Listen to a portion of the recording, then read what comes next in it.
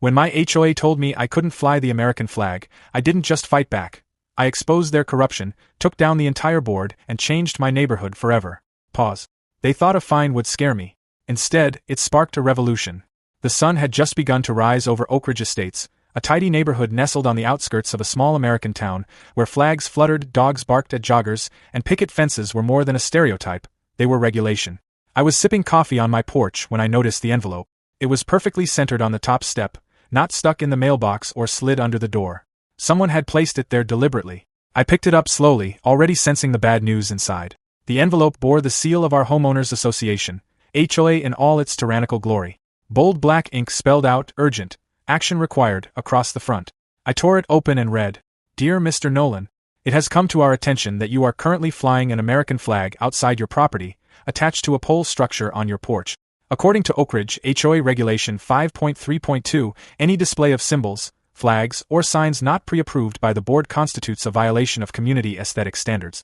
You are hereby required to remove the flag and associated pole within 72 hours of this notice to avoid a fine of $200 per day of noncompliance. Thank you for your cooperation. Sincerely, Sharon Whitman, HOA President, Oak Ridge Estates." I read it twice. My jaw clenched. A violation? For flying the flag of the country we live in? I walked down to the flagpole and looked up. It was a standard 3x5 American flag, nothing flashy, not even illuminated at night. Just a simple tribute to the nation I'd served for 8 years in the Army. The same flag I'd carried on deployment. The same flag that draped my buddy's coffin when he came home in pieces. I wasn't about to take it down. That evening, I attended the HOA meeting, held in the community clubhouse, an over-air-conditioned, underused building that smelled like Febreze and bureaucracy. I was the only one there not holding a clipboard. The board sat behind a long table like judges. Sharon Whitman in the middle, flanked by her VP, Ted Kessler, a man who once fined a family for planting sunflowers, and Treasurer Bonnie Lou, who had a fondness for rules that rivaled her fondness for small dogs. Sharon cleared her throat. "Mr. Nolan, we received your noncompliance acknowledgement by your failure to respond. Would you like to speak before the board about your violation?" I nodded. "Yeah, I'd like to ask why flying the American flag is considered a violation." Sharon blinked. Per Regulation 5.3.2, personal displays on common-facing structures require pre-approval. "So if I'd asked you to approve the American flag, you would have said yes?" She hesitated. "Not necessarily. We strive for visual cohesion." "Cohesion," I repeated. "It's not neon. It's not political. It's literally our flag." Ted chimed in. "We had a similar issue when someone tried flying a sports team banner. We had to be consistent. A football team logo isn't the same thing as the United States flag," I shot back. Bonnie Lou sniffed. "But rules are rules." And there it was, the classic HOA mantra. I thanked them and left without another word. The next morning, I filed a formal appeal, citing the Freedom to Display the American Flag Act of 2005. It was a federal law, one of the few things protecting homeowners from overzealous HOA boards like this one. The act states that no condo association or HOA can restrict homeowners from displaying the American flag on their property, provided it's displayed in a respectful manner. I attached a printout of the law and submitted it to Sharon's mailbox. 3 days later, I received another letter. This time it was smug. "Dear Mr. Nolan, we have reviewed your appeal. Unfortunately, Oak Ridge HOA bylaws supersede outdated federal guidelines in our chartered community. Your appeal is denied. Please comply within 24 hours to avoid further fines. Regards, Oak Ridge HOA Board." Outdated? That wasn't just incorrect, it was illegal. I realized then, they weren't just wrong. They were power-hungry. So I began digging. I started talking to neighbors. Quietly at first. Karen and Mike down the street had stopped displaying their flag last year, after a warning. Ruth, a retired schoolteacher, told me she got fined for planting red, white, blue petunias. Some folks even told me Sharon had removed small yard flags herself when no one was home. I kept note, date, names, photos. Then I found the smoking gun, a recording of Sharon at a neighborhood committee dinner laughing about finally getting rid of that eyesore row of flags. Someone had posted it privately on a Facebook neighborhood group that was usually filled with recipes and garage sale alert. I downloaded it immediately. I wasn't just fighting for my flag anymore. I was fighting for everyone's right to live without fear of HOA tyranny. It was time to go public. I printed out the federal law and stapled it to a yard sign reading, "This flag stays. Federal law protects it. Ask me why your rights matter." It got attention. Within 24 hours, a local news outlet called me. I told my story. I mentioned the letter, the denied appeal, the fines, and the law. The piece aired that Friday. By Saturday, I was getting messages from strangers across the country. Veterans, civilians, People who'd fought their own HOA battles. Some offered legal advice. One was a lawyer from a nonprofit veterans' rights organization. His email subject line read, "Let's take them down." I stood at the next HOA meeting with 32 neighbors behind me. Sharon looked pale. Ted was twitching his mustache. I handed out copies of the law, the letters they sent, and the recording of Sharon mocking flag-flying residents. "Your rules don't override federal law," I said calmly. "And if this board continues to threaten, harass, or fine residents for expressing their constitutional rights, we'll be filing a class action lawsuit." Sharon opened her mouth to protest, but the lawyer stepped forward and handed her his card. "You might want to speak with your counsel before saying another word." The board went into closed session for 45 minutes. When they returned, Sharon's hands were visibly shaking. "The HOA board has voted to suspend enforcement of Regulation 5.3.2 pending legal review," she mumbled. "No," I replied, stepping forward. "That's not good enough. We want a full repeal. And we want the resignation of anyone who supported illegal enforcement." Murmurs of agreement rippled behind me. That night, Sharon resigned. So did Ted. Bonnie Lou left the following morning. The HOA board collapsed within 48 hours. And my flag? Still flies. When word got out that 3 HOA board members had resigned after a single meeting, Oak Ridge Estates became the hottest zip code in the local news cycle. And while some residents thought I had gone too far, the vast majority started seeing the HOA for what it really was, a small council of overreaching micromanagers hiding behind bylaws no one ever voted on. But I wasn't done. I knew if we didn't finish what we started, someone else just like Sharon would fill the power vacuum.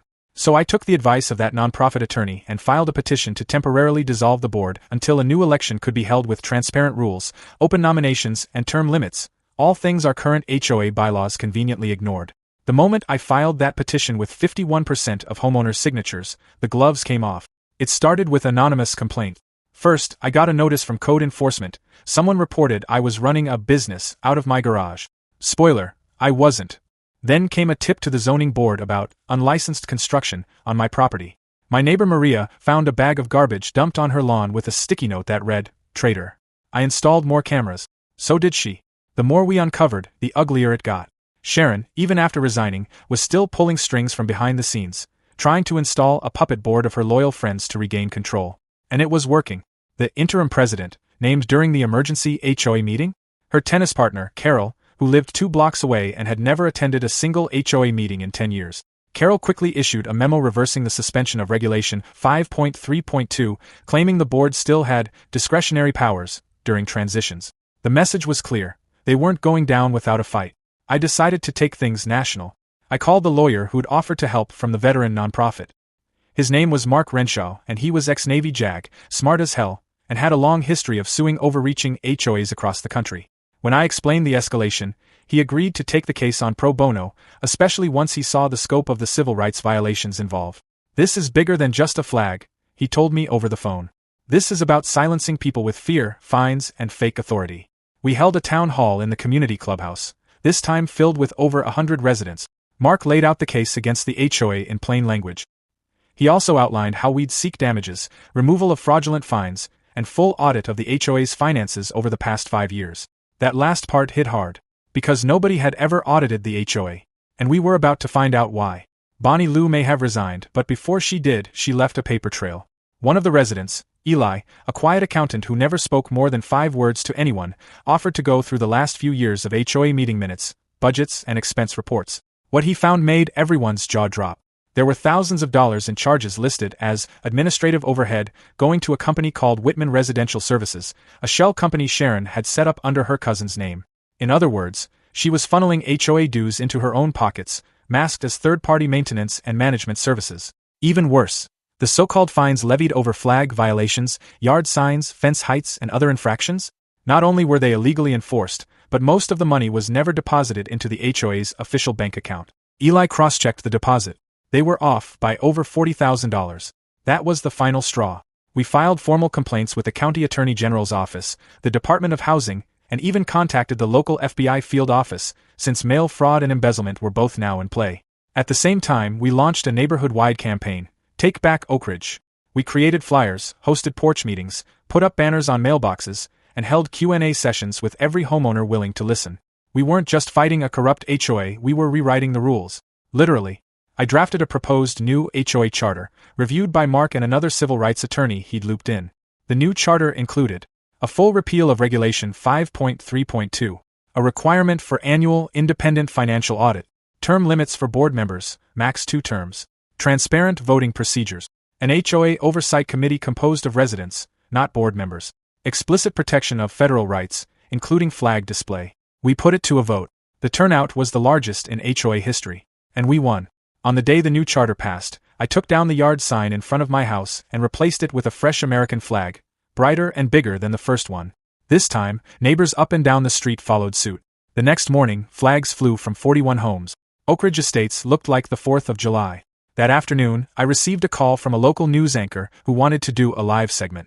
I agreed, as long as the interview was held outside my house, beneath my flag. When the camera rolled, he asked, "You started all this with one letter on your porch. What gave you the strength to take on an entire board?"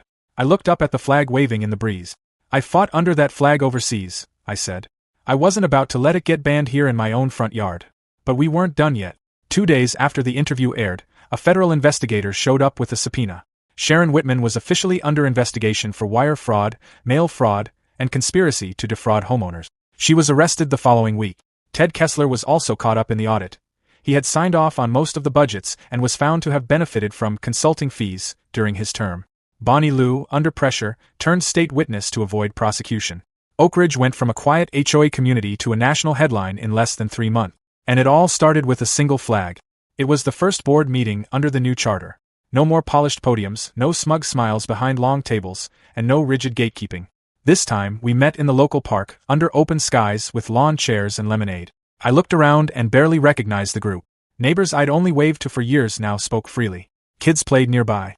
And every person in attendance had a voice and a vote. The new president of the HOA?